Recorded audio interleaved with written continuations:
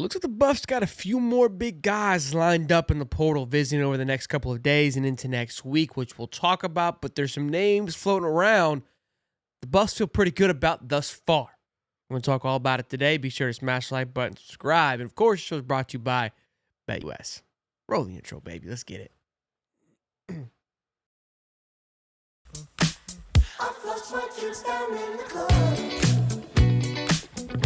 Look, I think the portal. It's got off to a spicy start with guys going into the portal. A few have committed so far. A big name being Thomas Castellano from Boston College, heading to FSU. Kind of one of the bright spots. Quarterbacks always have a big shine on them, but this year compared to last year, again, Buffs got a bowl game to prepare for.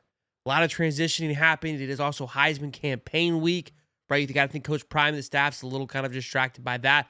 I say this because we haven't had a big splash. I wonder if the Buffs wait to make any big announcements, because a lot of people have crystal balled Jaheim Oatis, a defensive lineman from Alabama, to Colorado. That has been no news for the last couple of days, but no breaking news. Makes me wonder if they're going to wait until after the Heisman. Just kind of, hey, no news. We want all the focus to be circused around this, right? My thought, we'll see. Maybe it comes true. I mean, there's only 2 days left. So I have a really good feeling that once that's out of the way, then okay, let's start dropping the news. But we don't want to take away, we don't want anything about the Buffs being anything but Travis Hunter and Heisman campaign. That's my thoughts on it. Let me know your thoughts down below. But next word, but Joshua Bates, we mentioned it on the show 2 weeks ago, or 2 days ago when he entered into the portal. Go, look, once Colorado visited there during his time, and now he has a visit set up next week. So this would be a great pickup. SC offensive lineman. We know the trench work was much improved this year, but can continue to improve, and I think it needs to be your point of focus, especially if you're going all in on Julian Lewis, a freshman quarterback. You want to do everything in your power to give him time, and I think you're going to want to go after a nice, big, solidified running back, a more senior experienced running back to provide some good blocking, but also someone you can count on to tote the rock if need be. They didn't have that this year. They were able to lean on Shador, but I think O-line's going to be a big point of emphasis, as it's always been, but even more so this year. I think they were able to get away with a few things with Shador in the backfield. Then LSU linebacker Xavier Atkins, he's also setting a visit coming up this weekend, had interest in Colorado his first time through, a 3-star kid during his original recruiting process. So a name to keep an eye on to see if he'll make an impact right away. We'll see those things, we never know. A big one here is the FIU wide receiver Eric Rivers. He's got a ton of visits set up, as you can see. Miami tomorrow, then Nebraska, then Penn State, and then Colorado being the last big visit, which is huge. Again, when you've got visits lined up like this, every school is going to make sure that he leaves, but with a commitment and signing that paper. So being last can be questionable because you may not get an opportunity, but it also, if it gets to you, you can really close on a deal. You've got leverage, right? You can say, hey, what do they offer you? Let's talk about it. So we'll see if he makes it to that visit.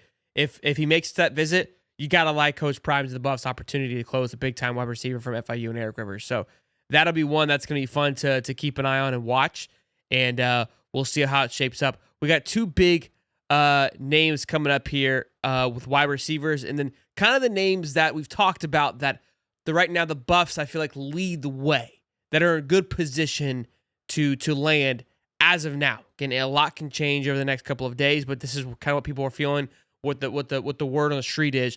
But of course, the show is brought to you by BetUS. The odds are already out for Colorado versus BYU. Look at Colorado getting the -3 there. I think this game was 4 weeks ago when the BYU was on that burner. They probably would have had this the lead there. And again, I think it's a fun game. I mentioned when this came out that I wanted to see them go outside of the Big 12, but it is what it is. So I think it's going to be a great challenge, a fun one to watch. And right now it is -3. And if you go to BetUS.com, use the code YouTube150, you get back 150% on your first deposit, then $125 on your next 2, up to $2,000. So look, we have fed families, counties, zip codes, whatever you want to say, with putting in money on the Buffs. I like them here. I think it's going to be a big-time game. It's another opportunity for Shador and those guys, although their first-round draft stock is at an all-time high. I think we all know that, but I don't put it past him to put one more showing out there. And look, I think what a lot of these teams are noticing, these games are great stepping stones to head into the next season, and Coach Prime's got to use this opportunity to transition and start trying some other roles and seeing, hey, where are we at? Because the portal will still be open. Maybe you can see something. Maybe somebody shows you, doesn't show you enough, and you go like, hey, we need to attack this as well. I saw something here. It's another opportunity to see your team one last time. So I don't see the Buffs shying away here, and I think -3 is it's a pick'em game. I love them all the way. Again, the over under, I stay away from that far as possible. You guys know that. I told you that all year. They've done well with the over, but they're weird to me. It's always weird to me. You never know what team's going to show up. This is the big one. Wide receiver KC. He's down to 6 schools. He's a number 2 player in the portal as of now. Top tier wide receiver. You see the list there. Again, Miami, to me, with Cam Ward out of the question, he's going pro. Quarterback scenario there is a question mark. FSU, they just got Thomas Castellano. He's like 5'9", 5'10" running quarterback from Boston College. Can sling the rock, but known for running the ball. Was benched to the last 2 weeks at Boston College. Said there were some personal issues there. South Carolina's got a dog in Lenore Seller. Won all SEC freshman quarterback this past year. The kid can sling the rock and he can run the ball very well. That one's one to keep an eye on. Can they keep up with NIL? I don't know. A&M just got a quarterback out of the transfer portal. Again, kind of follow that more of that mobile quarterback type. And I don't see how that rocks. Alabama, believe Milroe's gone, so I'm not quite sure who the quarterback there is for Alabama just yet going into next year. But NIL circumstances around the Bama and A&M would probably be your top tier 2 guys. Again, Colorado, we know what's coming in. There's a possibility of Julian Lewis also with Kaden Salter, which some of you guys got upset about, but I'm just letting you know those are your 2 options, which we'll get into in just a minute. So all these schools, have, some question marks, and stability-wise, I would say in success in wide receivers, Colorado has shown to have a lot of success for their wide receivers, getting the ball, throwing the ball a lot. That's got to be appealing to someone like KC. And again, even with the freshman quarterback and Julian Lewis, very well beyond his years, which is a lot of people have said, in his ability to sling the rock. So we'll see how this thing plays out, how it shakes up.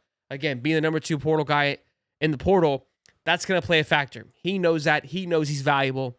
He's going to use that to his leverage. So we'll see if the Buffs want to get into that bidding war, and if it really does intrigue them. Again, they've got some wide receivers that are visiting as well. So we'll see. Now, as to the top 6 guys right now that a lot of people are kind of feeling pretty good about, one being Jaheim Oatis, the defensive line, which we've said time and time again. Caleb Odom, the other one, the wide receiver, the former 5-star from Alabama. Now, if you do get Caleb Odom, do you still go get KC? And if you're able to get the Rivers kid from FIU, do you need to go get KC? It's a lot of NIL money being tossed around, but against some of the top 3 wide receivers from this class, I don't know. I don't see it all shaping up. So, but if you're able to get Odom and the FIU kid, I think it'll be just okay. So those are names that they're kind of leading the way. Tight end Zach Atkins is another one. He got offered from Colorado this past week and is set to visit as well. But he's also going to check out Arkansas, South Carolina. So that's another one to keep an eye on against. And I love big tight ends. Joseph Williams, a Tulsa kid who we talked about. Again, another wide receiver. So that's why KC, he kind of doesn't fall on the list. But if you're able to get these other guys, all is good. Again, Kaden Salter, the quarterback from Liberty. I got a lot of flack, but a lot of people are looking this as a possible kind of bridge from Shador to Caden to Julian. It's not just me.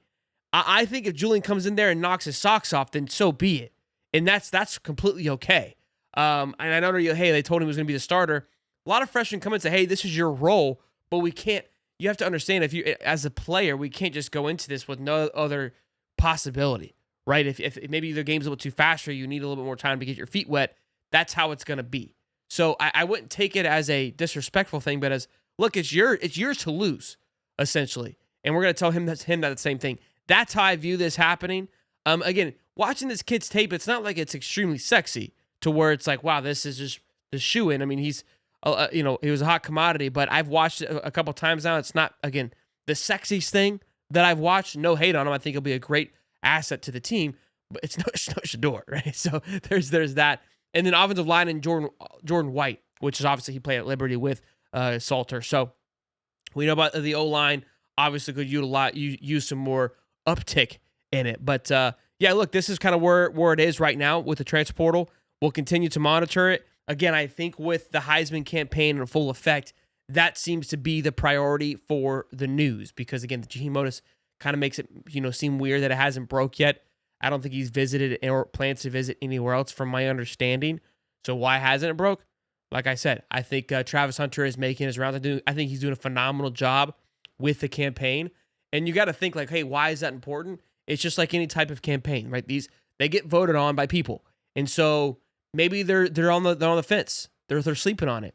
And you see these guys in the NFL wearing the Hunter Heisman t-shirts, just seeing it and seeing other people have an opinion about it and seeing him talk about it and give his thoughts on it. Those things help influence it. That's why it's called Heisman campaign, because right now the football is kind of in the back end now. You forget about it a little bit, right? Stats are there. Those are all great. But when you get into this time of the year, when football's over with, even though they played just last week, it feels forever ago, right? So what do? You got a week to kind of close the gap or pull away. So be it by discussing it, talking about it, putting your face out there, saying, you know what? Come to think about it, kid was balling all season long, right? And the more that you see him, the more that you go back and maybe you look at it, watch the film, and do these things. And go, these guys' decision, I don't believe was made already. I think it's still being thought and worked out. So we'll see. But let me know. I talked about doing a live watch party for the Heisman. Let me know your thoughts on that. It is Saturday night, I believe, at 8:00. Let me know your thoughts again. I don't know how long it will be, but it'll be fun to chit chat, hang out, and see obviously how it shakes up. But let me know your thoughts and comments about down below. Again, on the transfer portal, who's your top target? Who would you love to get? Rip off names that we mentioned. There's other names that that are definitely in the interest world, but haven't really been connected to Colorado yet, but are definitely maybe some names to keep an eye on, which we will. But smash the like button, subscribe. Of course, it was brought to you by BetUS, and I'll see you on the next one. Peace and love, baby.